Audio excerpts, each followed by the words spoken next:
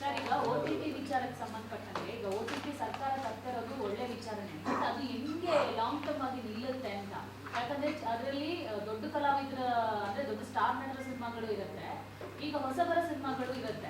ಅದನ್ನ ಯಾವ ತರ ಬ್ಯಾಲೆನ್ಸ್ ಆಗುತ್ತೆ? ಸಿನಿಮಾನೇ ದೊಡ್ಡವರು ಚಿಕ್ಕವರು ಅಂತ ಬರಲ್ಲ. OTTಗೆ ಅಂತ ಬಂದಾದ ಮೇಲೆ ಈಗ ಎಕ್ಸಿಸ್ಟಿಂಗ್ ಅಲ್ಲಿ ಇರ್ತಕ್ಕಂಥ ಕೆಲವು ನೆಟ್ಫ್ಲಿಕ್ಸ್ಗಳು, ಅಮೆಝಾನ್, ಇನ್ನು ಮಿಕ್ಕಿದ ಕೆಲವೆಲ್ಲ ಇದಾವೆ. ಪಾಪ ಎಲ್ಲರದ್ದು ಹೆಸರು ಹೇಳಿ ನಾವು ತೇಜವತಿ ಮಾಡೋದು ಸರಿ ಇರಲ್ಲ.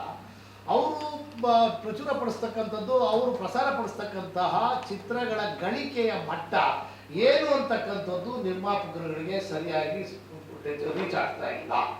ಎಷ್ಟು ಸಂಪಾದನೆ ಆಗುತ್ತೆ, ಎಷ್ಟು ರೀಚ್ ಆಗುತ್ತೆ, ಎಷ್ಟು ಸೆಕೆಂಡು, ಎಷ್ಟು ಗಂಟೆ, ಎಷ್ಟು ಗಳಿಗೆ ಏನು ರೆವಿನ್ಯೂ ಬಂತು ಅಂತಕ್ಕಂಥದ್ದು ಕರೆಕ್ಟಾಗಿ ಅರ್ಥವಾಗ್ತಾ ಇಲ್ಲ. ಅದರಿಂದ ಏನಾಗ್ತದೆ, ನಿರ್ಮಾಪಕರಿಗೆ ಲಾಸ್ ಆಗ್ತಾ ಇದೆ.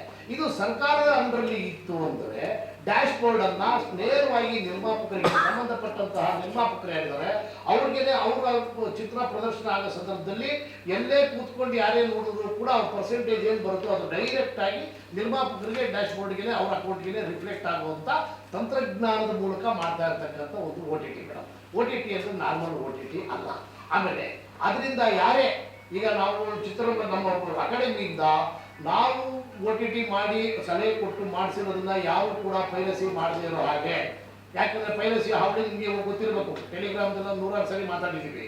ಸೊ ಅದನ್ನ ಟೆಲಿಗ್ರಾಮ್ ಅನ್ನೋ ಒಂದು ಆ್ಯಪಲ್ಲಿ ಬಂದ ತಕ್ಷಣ 150 ಡೌನ್ಲೋಡ್ ಆಗುತ್ತೆ, ಫ್ರೀ ಆಫ್ ಕಾಸ್ಟ್ ಎಲ್ಲರೂ ನೋಡ್ಕೊಂಡು ಕೂತ್ಕೊಳ್ತಾರೆ. ಆದರೆ ಈಗ ನಾವು ಕೊಡ್ತಾ ಇರ್ತಕ್ಕಂಥ ತಂತ್ರಜ್ಞಾನದಲ್ಲಿ ಯಾವುದೇ ಕಾರಣಕ್ಕೂ ಪೈರಸಿ ಆಗೋದಕ್ಕೆ ಅವಕಾಶ ಇಲ್ಲ.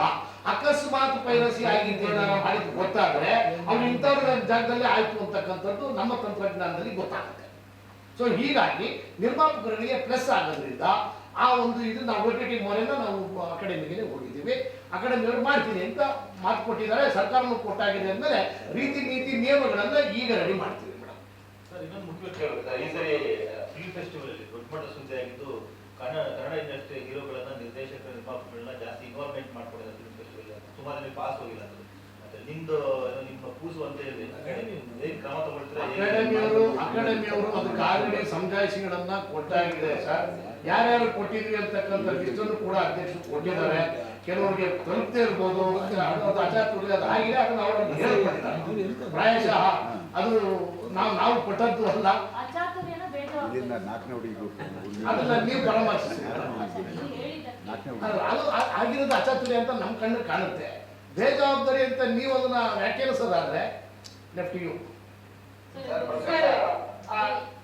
ಇದು ಬೆಂಗಳೂರು ಫೆಸ್ಟಿವಲ್ ಅಥವಾ ಇಂಗ್ಲಿಷ್ ಫಿಲ್ಮ್ ಫೆಸ್ಟಿವಲ್, ಬಿಕಾಸ್ ಅಲ್ಲಿರೋರ್ಗೆ ಯಾರಿಗೂ ಕನ್ನಡನೇ ಬರಲ್ಲ, ಎಲ್ಲ ಮಾತಾಡೋದು ಇಂಗ್ಲೀಷಲ್ಲೇ ಕಮ್ಯುನಿಕೇಟ್ ಮಾಡ್ತಾರೆ. ನಾವು ಕನ್ನಡ ಮಾತಾಡ್ತಿದ್ರು ಇಂಗ್ಲೀಷಲ್ಲೇ ಕಮ್ಯುನಿಕೇಟ್ ಮಾಡ್ತಾರೆ. PMO ಸಂಬಂಧಪಟ್ಟವರಾಗಿರ್ಬೋದು, ಅಲ್ಲಿ ಫುಡ್ ಡಿಪಾರ್ಟ್ಮೆಂಟ್ ಎಲ್ಲ ಇದೆಯಲ್ಲ, ಕಣ್ಣನ್ ಅಂತ ಅವರಾಗಿರ್ಬೋದು.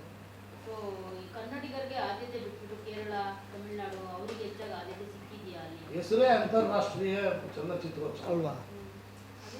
ಅಂತಾರಾಷ್ಟ್ರೀಯ ಚಲನಚಿತ್ರೋತ್ಸವ ಕನ್ನಡ ಅವ್ರ ಜೊತೆಯಲ್ಲಿ ಕಮ್ಯುನಿಕೇಶನ್ ಕೂಡ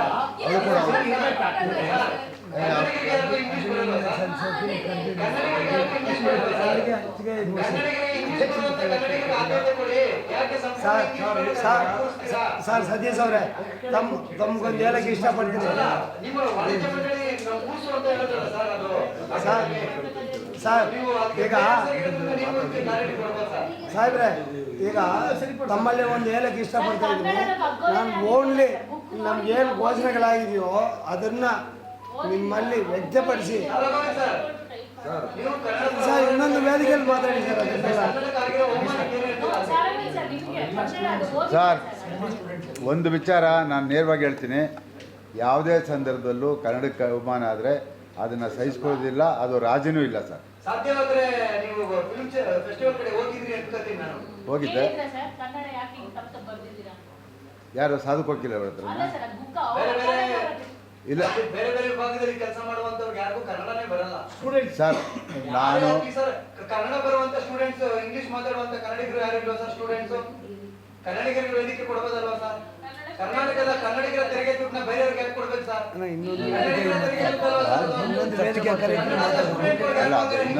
ಇಲ್ಲೇ ಹೇಳ್ಬಿಡಿ ಕ್ಲಾರಿಟಿ. ನಾವು ಸರ್ಕಾರಿ ಕಾಲೇಜುಗಳಲ್ಲಿ ಓದುವಂತ ಹುಡುಗರು ಇಂಗ್ಲಿಷ್ ಈಗ ನಾವು ಗೊತ್ತಿಲ್ಲ. ಟ್ರೈನಿಂಗ್ ಕೊಡ್ಬೇಕು ಅಂತಂದ್ರೆ ಬೇರೆ ಇನ್ಸ್ಟಿಟ್ಯೂಟ್ಗಳಿದೆ, ಕೊಡ್ಲಿ. ಬೆಂಗಳೂರು ಫಿಲ್ಮ್ ಫೆಸ್ಟಿವಲ್ ಅಲ್ಲ, ಎರಡನೇ ಭಾಷೆ ಅವ್ರಿಗೆ ಟ್ರೈನಿಂಗ್ ಕೊಡೋದು PRO ಇದರಲ್ಲಿ ಗ್ರೂಪಲ್ಲಿ ಎಲ್ಲ ಅವ್ರಿಗೆ ನಮ್ಮ ಕನ್ನಡದವ್ರನ್ನ ಹಾಕಕ್ಕೆ ಹೇಳಿ ಫಸ್ಟು ಕನ್ನಡ ಇಂಗ್ಲಿಷ್ ಚರ್ಚೆ ಆಗುತ್ತೆ ಒಬ್ಬರು ಮಾತಾಡಿ ಅಕಾಡೆಮಿ ಜೊತೆ ಮುಂದಿನ ದಿನಗಳಲ್ಲಿ ಚರ್ಚೆ ಆಗುತ್ತೆ. ಚರ್ಚೆಯಲ್ಲಿ ಇವಾಗ ಏನು ನ್ಯೂನತೆಗಳು ಕಾಣಿಸಿದ್ಯೋ ಅದೆಲ್ಲ ನಾವು ಚರ್ಚೆ ಮಾಡ್ತೀವಿ. ಇವಾಗೆಲ್ಲ ಗೊತ್ತಾಗಿ ಏನೇನು ಆಯ್ತು ಅದನ್ನೆಲ್ಲ ಮುಂದಿನ ಬಂದಾಗ ನಾವೆಲ್ಲದಕ್ಕೂ ಸರಿಪಡಿಸೋಕೆ ವ್ಯವಸ್ಥೆಗಳು ಮಾಡ್ತೀವಿ. ಇವಾಗ ಮುಖ್ಯವಾಗಿ ನಮಗೆ 200 ರೂಪೀಸ್ ಟಿಕೆಟ್ ಪ್ರೇಕ್ಷಕರು ಚಿತ್ರಮಂದಿರಕ್ಕೆ ಬರಬೇಕು. ಮುಖ್ಯವಾಗಿ ನಮ್ಗೆ ಅದು ಬೇಕಾಗಿತ್ತು. ಈಗ ಏನೇ ನಾವು ಮಾಡಿದ್ರು ಕೂಡ ಪ್ರೇಕ್ಷಕರು ಚಿತ್ರಮಂದಿರಕ್ಕೆ ಬರಲಾಗ್ತಿತ್ತು.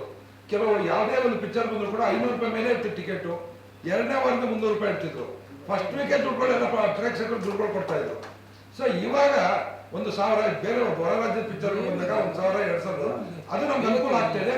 ಪ್ರೇಕ್ಷಕರಿಗೆ ಬಹಳ ಅನುಕೂಲ ಆಗುವಂಥದ್ದು ಇಂಪಾರ್ಟೆಂಟ್ ಮುಖ್ಯವಾಗಿ ಟಿಕೆಟ್ ಹೊಡೆದನ್ನ ಬಿಡ್ತಾರೆ. ಆ ಒಂದು ಟಿಕೆಟ್ ವಿಷಯಗಳು ಇವೆಲ್ಲ ಹೇಳಕ್ಕೆ ತಾವು ಶುಭಾಶಯಗಳು ತಿಳಿಸಬೇಕು.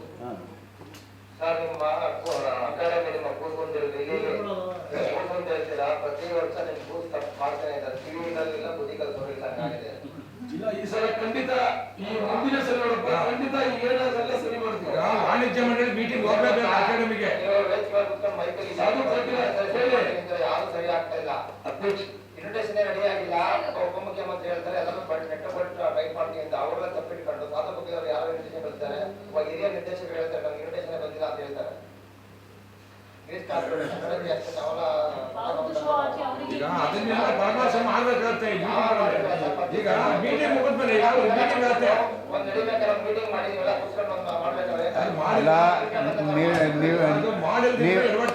ನೀವು ಹೇಳಿದ್ದನ್ನ ಖಂಡಿತ ಒಪ್ಕೊಳ್ತೀವಿ. ಈ ಸಾರಿ ಆಗಿರುವಷ್ಟು ಅಧ್ವಾನ ಯಾವ ಕಾಲದಲ್ಲೂ ಆಗಿರಲಿಲ್ಲ. ಅಧ್ವಾನ ಆಗಿದೆ. ಅದು ಏನು ಮಾಡಬೇಕು ನಮ್ಮ ಮುಂದಿನ ದಿನಗಳಲ್ಲಿ ನಮ್ಮ ಪದಾಧಿಕಾರಿಗಳು ಇದ್ದಾರೆ. ಅವ್ರು ಆ ಜವಾಬ್ದಾರಿ ತಗೊಂಡು ಅದೇನು ಮಾಡಬೇಕು ಅದನ್ನು ಮಾಡ್ತಾರೆ. ಖಂಡಿತವಾಗಿ ಮಾಡಬೇಕು. ಖಂಡಿತ ಈಗಲೇ ಜನರಲ್ ಬಾಡಿ ಕರೀತಾರೆ, ಅದರಲ್ಲೇ ನಾವು ಪ್ರಸ್ತಾಪ ಮಾಡ್ತೀವಿ.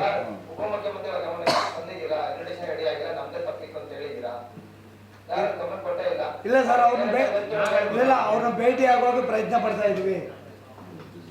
ಒಂದು ಅಲ್ಲ ಸರ್, ಒಂದು ವಾರದ ಹೊರಗಡೆ ಅವ್ರನ್ನ ಹೋಗಿ ಭೇಟಿ ಆಗ್ತೀವಿ ಸರ್. ಒಂದು ವಾರದ ಒಳಗಡೆ ಹೋಗಿ ಅವ್ರಿಗೆ ಭೇಟಿ ಆಗ್ತೀವಿ. ಅವ್ರಿಗೆ ಸನ್ಮಾನ ಸಮಾರಂಭವನ್ನು ಆಯೋಜಿಸ್ತಾ ಇದ್ವಿ. ಮಾನ್ಯ ಮುಖ್ಯಮಂತ್ರಿಗಳು, DCM ಮತ್ತು ನಮ್ಮ ಹೋಮ್ ಮಿನಿಸ್ಟರ್ ಪರಮೇಶ್ವರ್ ಸಾರು ಎಲ್ಲರೂ ನಾವು ಅದಕ್ಕೆ ಆಹ್ವಾನ ಮಾಡ್ತಾ ಇದ್ವಿ.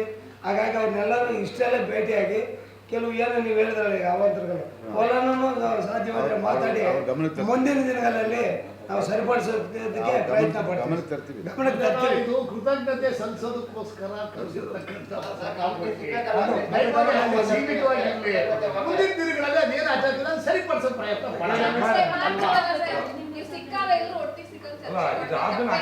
ಅಕಾಡೆಮಿ ಮೀಟಿಂಗ್ ಕರೆಯಬೇಕು. ವಾಣಿಜ್ಯ ಮಂಡಳಿ ಕಮಿಟಿ ನಿಂತೀವಿ ನಾವೆಲ್ಲ. ಅಲ್ಲ, ಜನರಲ್ ಬಾಡಿ ಕರೀತಾರೆ. ಜನರಲ್ ಬಾಡಿ ಕರೆಯಬೇಕಾಗಿಲ್ಲ ಪ್ರಶ್ನೆಗಳಾಗಿದ್ದಾರೆ.